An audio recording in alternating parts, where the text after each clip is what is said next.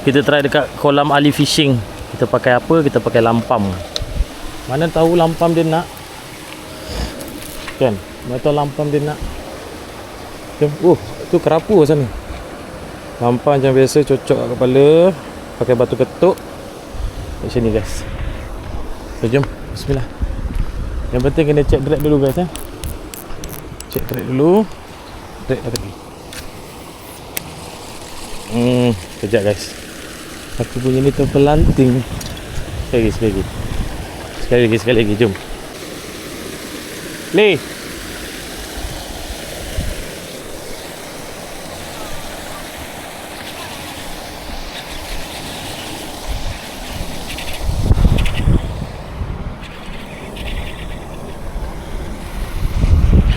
Kuat saya kali ni.